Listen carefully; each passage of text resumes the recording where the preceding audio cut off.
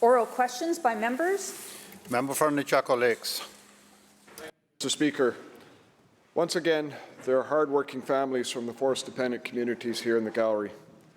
And tragically, they've been telling us of people being laid off, companies about to close, and families being devastated.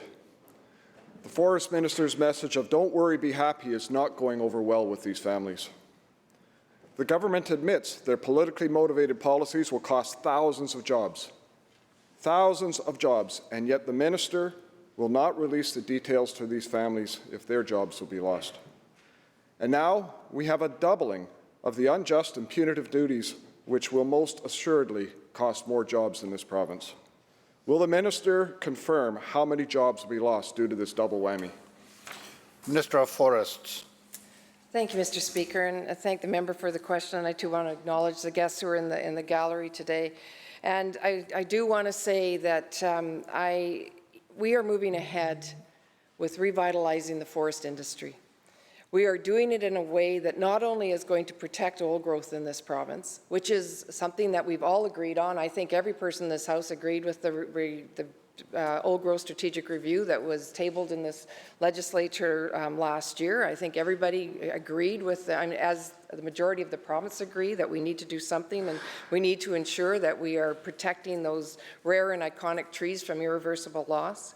We have also committed to working with Indigenous nations, another part of our visions for forestry, and we are committed to doing that. And we are committed to working with communities, with workers, with industry to bring our forest industry into the 21st century. We will have supports in place for workers. We will have supports in place for families. We will have supports in place for communities. We know what it's like. I lived through the times when the former member was in the government and there was thousands and thousands of jobs lost without supports in place. I know what it's like to live in a forest-dependent community. I know what it's like to be in a family where 4 generations have worked in the forest industry. I get it. I understand the grief. I understand the concerns. We will be there for people.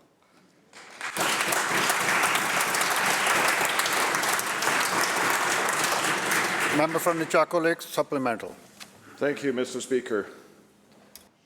Well, quite frankly, refusing to provide the basic information provides no comfort to these families.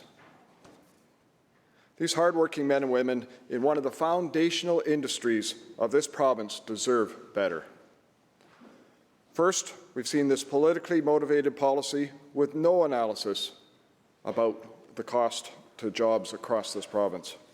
And as the USW Local 1-1937 President Brian Butler says, and I quote, "Quite frankly, they've sold out forest workers," end quote. And now, having access to the largest market denied by Americans, which we know is going to cost British Columbians jobs, and this government has done nothing. To the minister, how many jobs? Where is the analysis? Or do you just prefer to leave these families with a bleak Christmas? Minister. Thank you, Mr. Speaker. And what I prefer to do is not to fearmonger. I prefer to...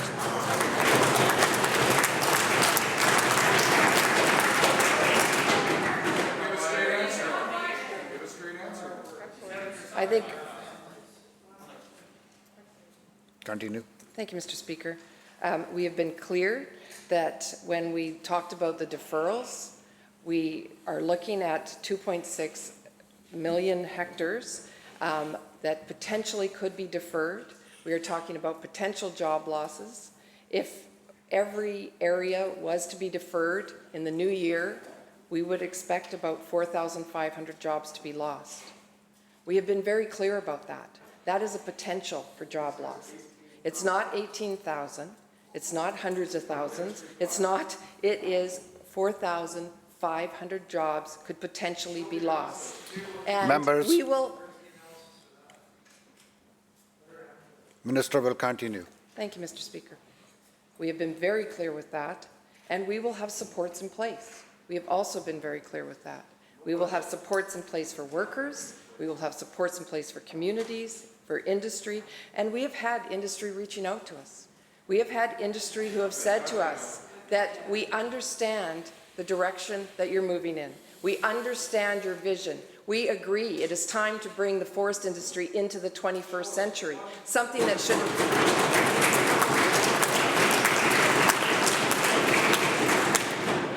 This is something that should have been done years ago, and it hasn't been done. Thank you. Member for Abbotsford West. Thanks, Honourable Chair. Well, if the minister thinks that the people in the gallery today take any comfort whatsoever from her throwing out figures and trying to minimize the impact of her government's policies in the absence of providing any documentation or analysis whatsoever, I've got news for her. They don't take any comfort from that. They will leave here justifiably concerned, more concerned.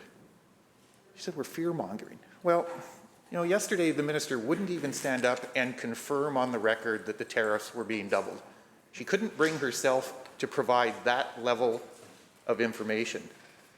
Here's something else she probably doesn't want to acknowledge. Last week, an analysis from the RBC, from the capital markets, here's what they are saying about the policies that she and her government are embarking upon. Implications of British Columbia harvest deferrals. The impact is clearly negative for the BC forest industry. The ongoing forest industry exodus will only accelerate. We suspect that sawmills will pull back on local investments given the uncertain future of forestry in BC. The province has already moved from a low-cost producer to by far the highest cost region in North America.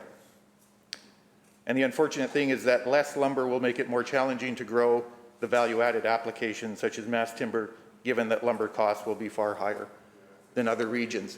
Now, are they fear-mongering as well? That's an analysis that says this minister and this government's policies are putting those people out of work. How many more forest-dependent families are going to lose their jobs because of the policies being advanced by this minister and this government?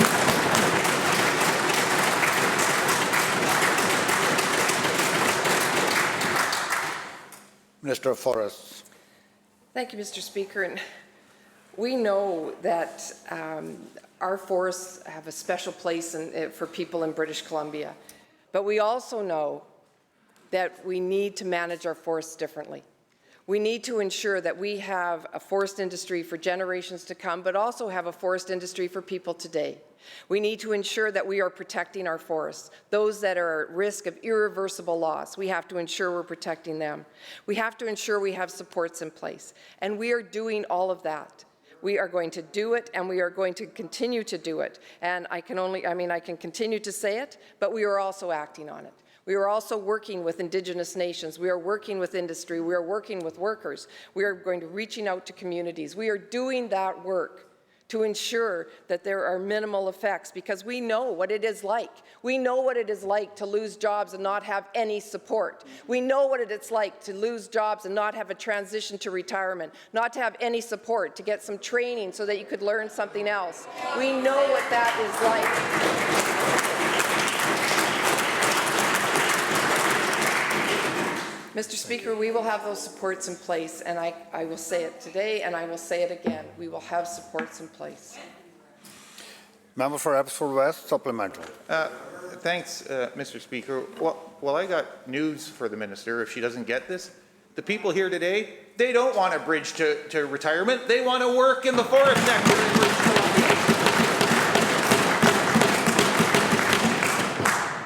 And all the minister can say is you're fear-mongering. Well, here's the good news. One of the flagship forestry companies in British Columbia yesterday announced a $500 million investment.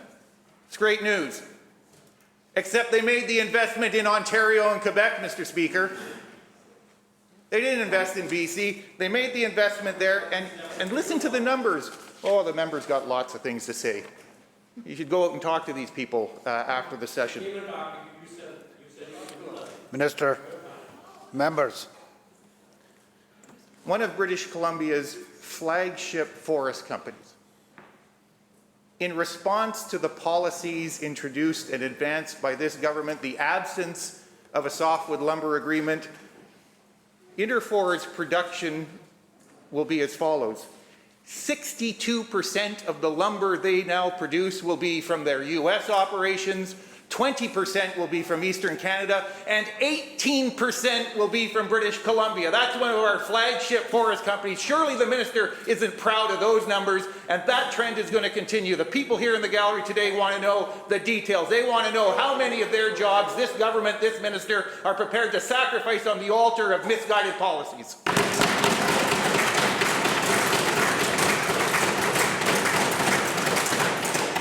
Minister of Forests. Well, thank you, Mr. Speaker, and I'm glad the member referred to misguided policies, because that was the misguided policies under their government that led Interfor to do the investments across the line.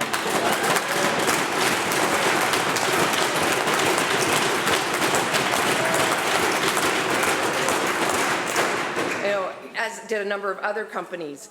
I have talked to Interfor. I understand they have been working on this transition for some years now. Did not just happen. It did not just happen because of our forest policies. They were very clear of that. And they are continuing to invest in BC. They are continuing to upgrade their plants. They are committed to British Columbia. They are committed to their workers. So the member has his information wrong. He should get his facts straight.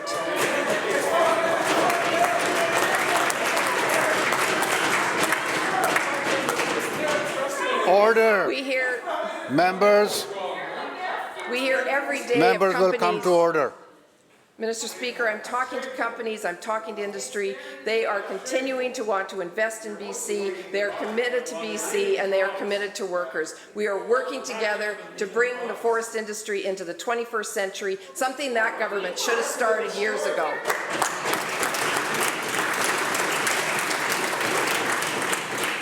Leader of the third party. Thank you, Honourable Speaker. Earlier this week, the second quarterly report of the province's finances was released. It showed a deficit that wasn't as big as expected and a growing inflation rate. The report also showed that so far this year, BC has brought in $1.8 billion from the property transfer tax. That means that each time a house is purchased in BC, a slice of that profits the provincial government. And $1.8 billion is a lot of money. In fact, it's more than what has been raised in actual property taxes, which amounts to $1.5 billion. BC is in a housing crisis, and a large part of that is due to the fact that we treat housing as a commodity, an investment.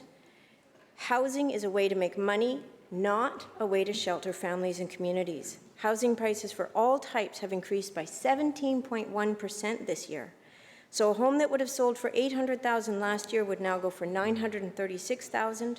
And by taking a cut of that growth in the property transfer tax, the government is profiting from the housing crisis. It's profiting a lot. Through you, Honourable Speaker, to the Minister of Finance, the provincial coffers are expected to profit to the tune of $3 billion from the property transfer tax this year, but such a large reliance on a single revenue stream is, to quote the minister herself, a risk. What is the minister doing to diversify provincial revenues? Attorney General and Minister of Housing. Thank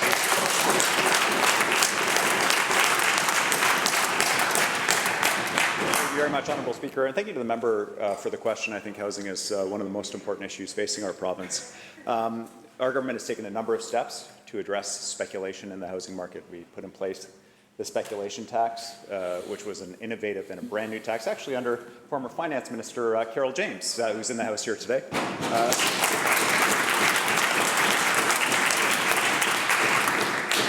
A remarkable and critical tax to say housing is not an investment. Housing is for people to live in. I notice the members on the other side oppose that tax, continue to oppose it in their leadership debates. I hope they don't sit on this side to bring speculation back in the same way. We supported interventions to force the other government, when they were in power, to limit foreign investment in our housing market.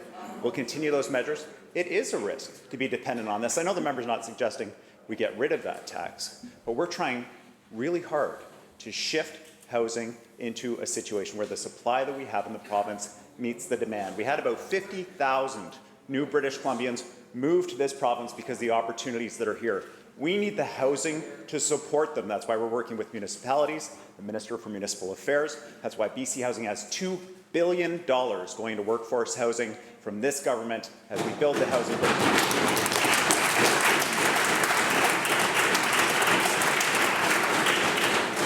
Leader of the third party supplemental.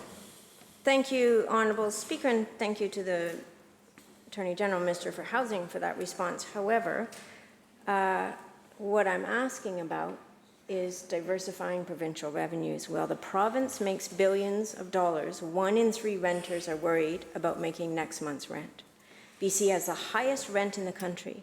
Homelessness is on the rise. It takes the average British Columbian 35 years to save for a down payment. Racial inequality is being exacerbated. We're in a housing crisis, and this government is profiting from it with zeal. It looks like a conflict of interest to have a government making billions off a crisis they're supposed to be addressing. Our over-reliance on the revenue generated from the unsustainable housing market makes us vulnerable, especially as we use it to fund recovery from severe weather events that we're facing all year.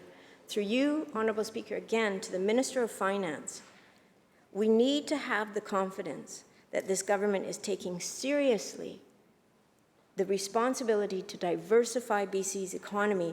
What is the minister doing to diversify provincial revenue streams? Attorney General. Well, thank you, Mr. Speaker. We are in the midst of the largest in-migration to British Columbia in 30 years, the Minister of Jobs just advised me. 30 years.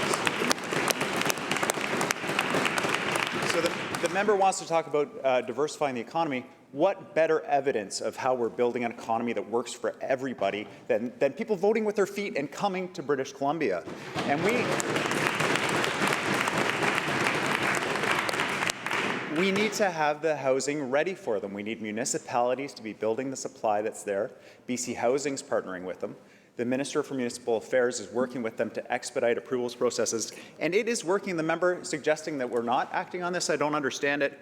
As of April 2017, the previous government had about 2,000 units of affordable housing under construction or in development. As of February 2021, 19,108 units our government has.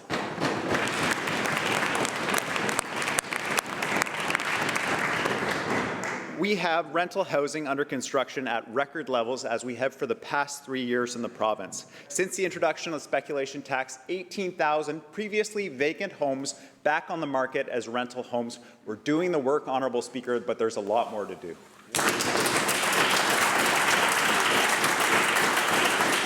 Member for Kamloops South Thompson. Thank you, Mr. Speaker. Documents obtained under FOI reveal that the Minister of Citizen Services undertook a complete sham of a consultation into hiding information from the public. On March 31st, 2021, the Minister received Cabinet approval to gut Freedom of Information. Her caucus briefing notes confirm that every key element was decided before consulting with the Privacy Commissioner, before consulting with the public, and before consulting with the Indigenous peoples. So my question to the Minister of Citizen Services is this: why did the Minister decide that she would gut FOI before consulting with Indigenous peoples, public, and other key stakeholders? Minister of Citizen Services.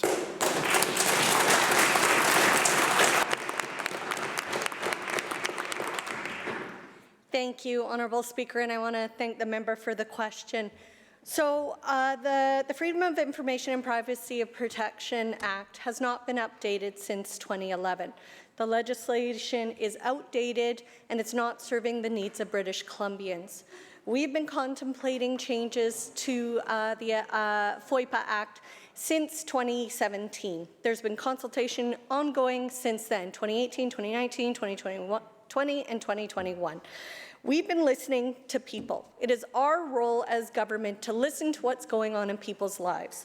We've been hearing from businesses, from public bodies, from universities, from health authorities, from the tech sector, that the current legislation is out of date and that it wasn't serving the needs. It's not allowing them to be competitive, and it's not allowing them to provide the services.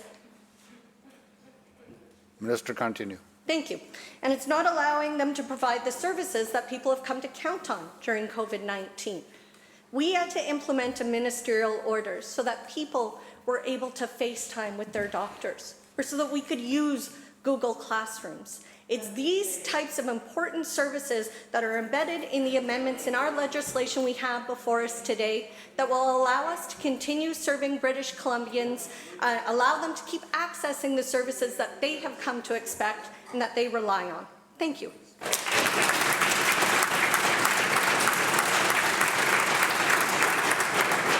Member for West Vancouver, Capilano. Thank you, Mr. Speaker. Through FOI, the NDP's own decision note has revealed what many have suspected about their secret agenda for childcare. Bigger government, more bureaucracy, and Members, let's listen to the question, please. Members, order. bigger Member. government, more bureaucracy, and bad results for families. Romazelle April Kennedy is a landed immigrant who has invested her family's life savings into children childcare centres that serve over 250 parents in Surrey. And she says, these are her words, quote, 90% of my 60 women workforce are members of a visible minority. The NDP is not only risking my livelihood, but that of all these minority women. I plan to open new spaces for over 400 families, but today I have to cancel these plans. Surrey needs these spaces, and it is shameful that families will be hurt by these unjustified changes, end quote. So, Mr. Speaker, will the minister explain why she is threatening the childcare spaces of these 250 families and tens of thousands of families across BC? Minister of Children and Family Development. Thank you very much, Mr.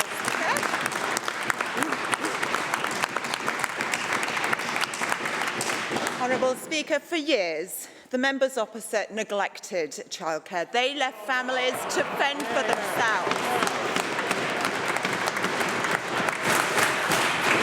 Honourable Speaker, families in my community have a long commute to work, but because there were so few childcare spaces, they had to commute for childcare and then commute for work. That's bad for the economy, it's bad for the environment, and it's bad for quality family life. Honourable Speaker, since 2018, nearly 26,000 new licensed childcare spaces have been funded.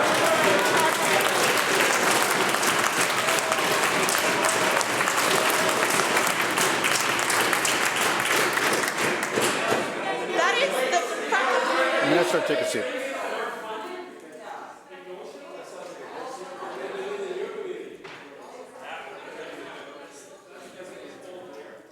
Shall we continue? Minister will continue. Thank you, Honourable Speaker. That's the fastest childcare space creation in BC's history. We have funded more than double the number of spaces that the opposition funded in 16 years. Honourable Speaker, I have families coming to me in tears because they're now able to access childcare. That means they have better quality of life and they're able to go to work. And so we will continue investing in childcare.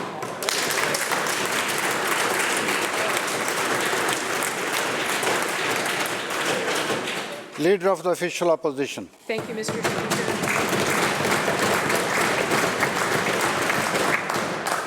Mr. Speaker, we began this session asking about how 600 frail, elderly British Columbians died in a heat dome. Through an FOI, we discovered the NDP had been warned about the dangers. We've asked about the delays and frustrations the residents of Lytton are feeling as they try to rebuild their lives after a devastating fire. And we hoped that the government would have learned lessons from these tragedies, but then the floods hit and it was clear that many of the same mistakes were being made again. British Columbians expect us to work together at times like this. And that is exactly what both opposition parties asked to do. We can do better, and we must. So will this government commit today to an all-party committee to review and improve British Columbia's emergency response. Minister of Public Safety.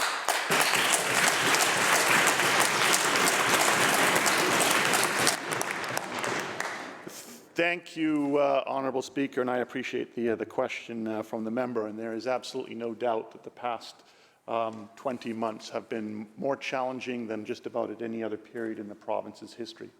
But if there's one thing that we have seen during that time is British Columbians coming together to get through these challenges, whether it is communities pulling together, whether it's emergency services pulling together, whether it is all of us getting through pandemics, getting through floods, getting through fires, and we will continue to do that. In terms of our response and how we deal with that, we know that there are challenges ahead as we are facing climate change and the reality of that and the impacts, and we've seen that in fires, we've seen that in floods. It's one of the reasons why since 2017 we started to make changes to do just that. It's why we're undergoing the largest overhaul of the Emergency Protection Act in this province's history since it was introduced in 1993. That work has been ongoing for more than a year and will continue to ongo, with legislation expected in the fall of this year, or sorry, the fall of next year. The leader has raised questions about alerting, and we have said also in this House, there are going to be significant improvements in terms of our capacity online for next summer. There is additional work that will no doubt have to be done. And it may well involve the ability of all members of this House to participate through committees to work on some of those issues.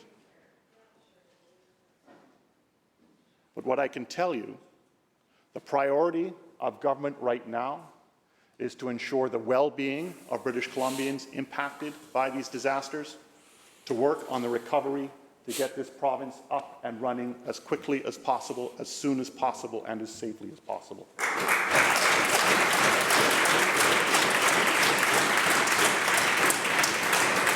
Leader of the Official Opposition, supplemental. Well, thank you very much, and I don't think there is a single person in this House or probably in British Columbia that would disagree that British Columbians are resilient. They've come together in times of crisis that include wildfires, that include a heat dome, floods, you name it, British Columbians came together. What is astounding to me is the fact that there is such reluctance or fear to actually do things differently in this legislature. I have no idea why the government resists the offers of both opposition parties to step up and behave in a way that shows British Columbians we are prepared to tackle tough issues together. And let's look at why that might be even more important to members on the government side, because in the mandate letters to every single cabinet minister on that side of the House, it says, and I quote, "That means seeking out, fostering, and championing good ideas regardless of their origin," end quote. Those are the words of the Premier of British Columbia.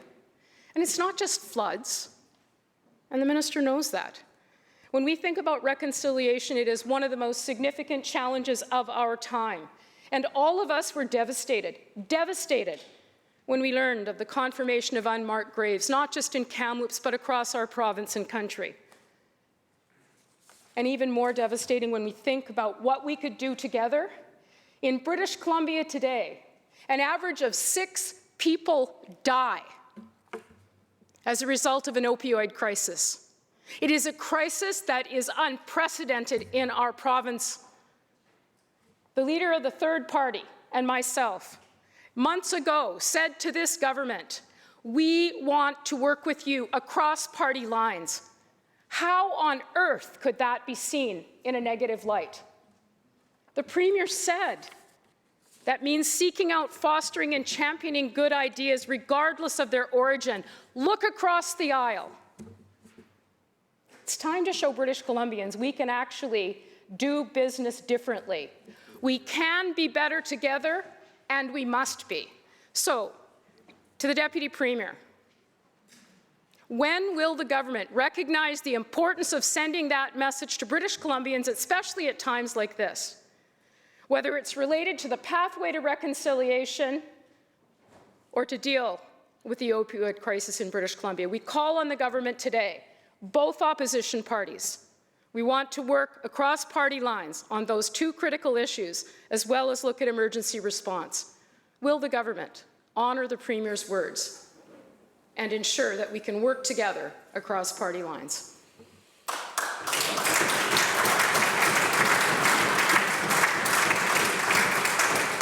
Government House Leader. Thank you, Honourable Speaker, and I thank the member for that question.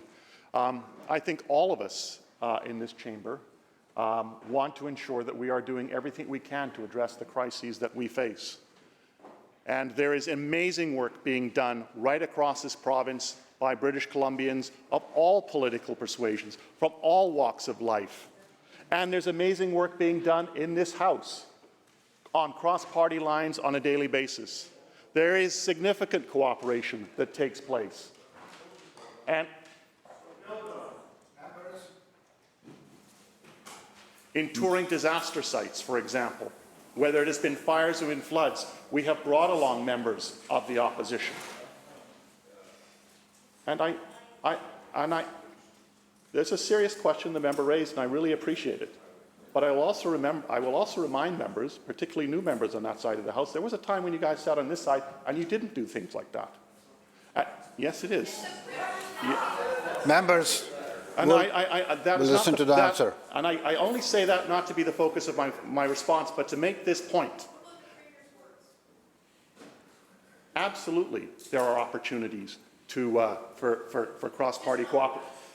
Members, we heard you already. And if That's you enough. And if you listen to my answer to the first question, you would have heard me say, I think there is opportunity to do just that. And I don't see any reason why we cannot do more. Member for Caribou North.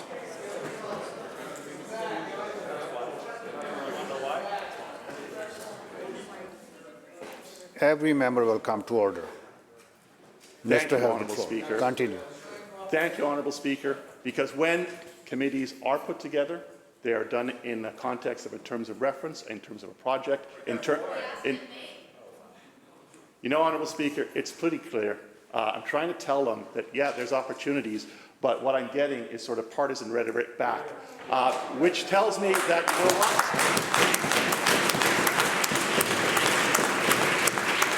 This is the last day of this session. There will be opportunities for committees to be struck when we come back to the House in February, and I look forward to it.